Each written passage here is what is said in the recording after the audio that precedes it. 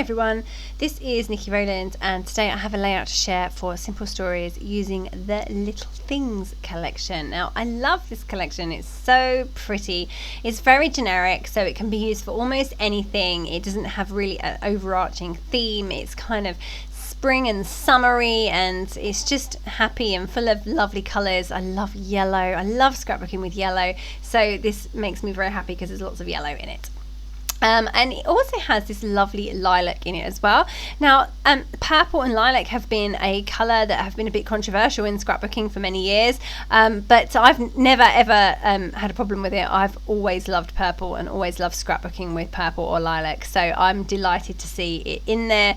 And my daughter just perfect timing, has recently purchased herself a lilac top, and this photo is of us and she is wearing that top, so it's literally exactly the same shade as the lilac in the collection. So I have to get her to wear it, and I'll take a few more photos of her in that, I think, because it's just the completely perfect shade.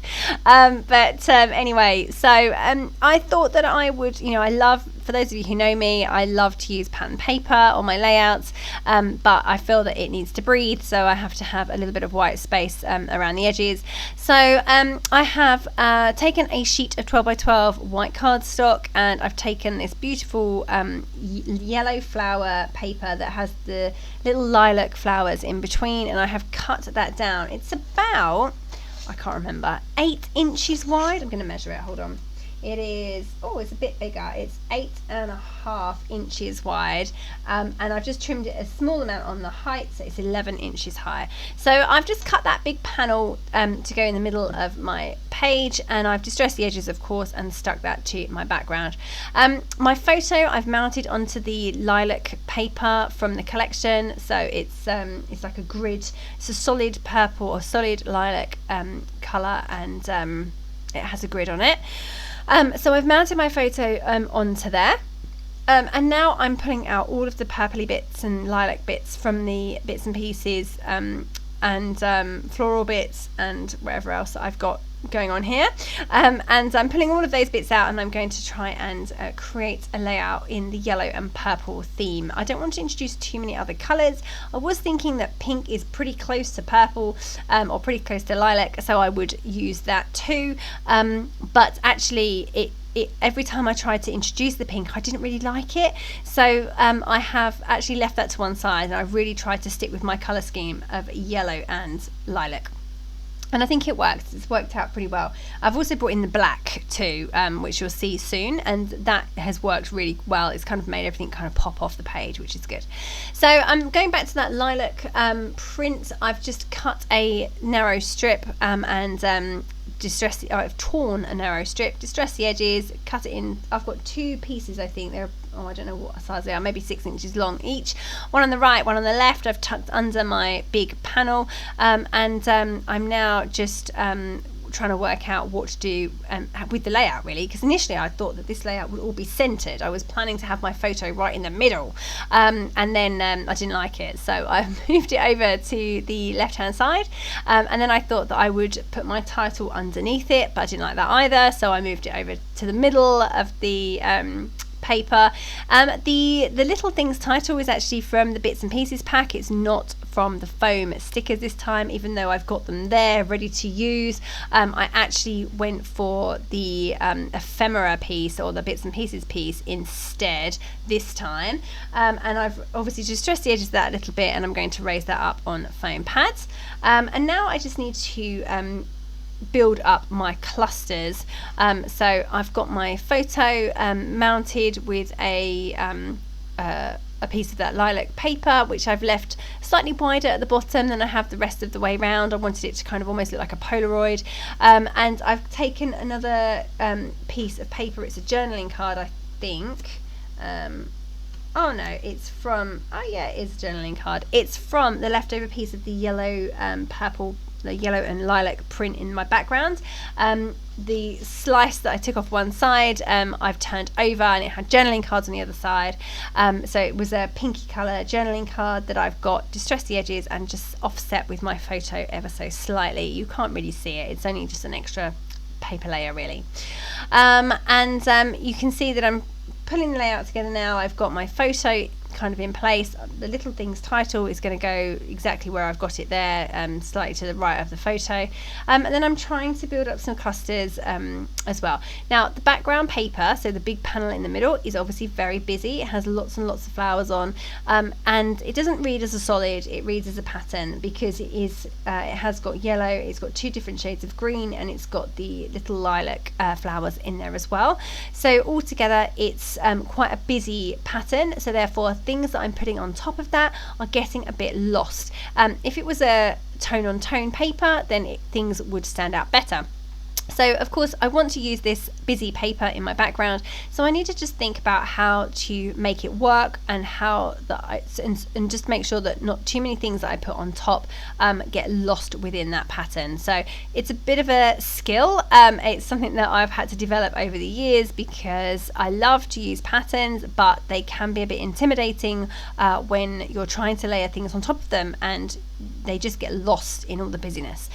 So I say, it is a little bit of a skill, so that's why I tend to put my clusters like that, clusters that are going to sit on top of a busy pattern paper like this. I tend to try and include something with white space, or a layer that has a solid pattern in it. So I don't really have many solid things that I can use from this collection here. So what I'm utilizing is my white space. So my clusters really need to sit on the line where it goes from the pattern to the white background, and that way they have a bit more space to breathe, and therefore they show up better. The butterfly just above the little things title and the little things title itself, those were the bits I was struggling with, particularly because they're sitting on top of that busy paper, but distressing the edges of the title really helped, and then raising it up on foam pads helps too. The butterfly itself is quite solid in terms of it's got a very solid pattern, so therefore that shows up pretty well than if it was something that was multicolored, and that's kind of working where that is, so I'm pretty happy with that, although I do end up moving that in a moment. And then I've pulled out I've taken the paper with all the words on, the black words, and I have cut out a number of the phrases from there. Now a paper like that I always really enjoy using, and I'm going to really enjoy using that throughout the layouts I make with this collection. I think I'm going to these words will probably feature on every layout. So I've just cut a few of those apart, and I'm using them to create my clusters, and they're great because again they're black, they're solid, they really show up well against that very busy pattern paper. So that is ideal, and I've decided to add those to each one of my clusters. So I've got one coming down from underneath the photo, one bottom right, and one top right. So, and I'm kind of creating that visual triangle, and I've actually got my title in the middle, and my photo is part of one of the clusters. So it's all kind of coming together. I'm pretty happy with how it's looking. I'm bringing in more of the purple icons or lilac icons. I've got the flags, I've got the butterflies, I've got the little flowers, I've got bigger flowers, and I've also included some lemons bottom right of my photo, because they're yellow, so they work well, and I've added another flower. So I just kind of built up that floral cluster around my photo to make it a bit bigger. It definitely does get lost in the background, but when you look at it in real life as opposed to on screen, it shows up okay. It shows up fairly well. I'm quite happy with how it looks. It needed something in that gap between Love This Life title and the Little Things title. There was a bit of a gap, and I felt that it needed something there, so that's worked well. I'm now coming in with some decorative brads, just a few here and there, nothing major, not putting loads on because like I said I want to stick with my colour scheme. I'm now adding a doodled border around the edge of that big patterned panel, again because it's very, very busy. Having the black line around it makes it feel like it has an edge and an end, so that works well. And just finally just coming in with a few splatters of black paint over the top of my clusters, just using my paint shaker and shaking directly from the shaker itself, and then coming in with some smaller splatters as well with my horrible paintbrush that I need to replace. So there we go. That is my layout complete, pretty much. I've had one of my big paint shakers droplets landed over the word day, beautiful day, and it like really was too huge. It kind of ruined it and you couldn't see what it was anymore. So I tried to blot it off with some tissue and a baby wipe, but there was no saving it. So beautiful day. I'm now cutting out the word day from the same paper again. I'm just going to layer that on top of it. So this wouldn't work in every scenario, but because I had another one, it worked out perfectly well. So I've just replaced that over the top, and there we go. And my journaling down the right hand side. So there we go. That layout is all finished. I hope you have enjoyed seeing the Little Things collection. It's a really lovely collection, so versatile, so usable. Check it out. Okay, thank you so very much for joining me today. That was Nikki Rowland for Simple Stories using the Little Things collection.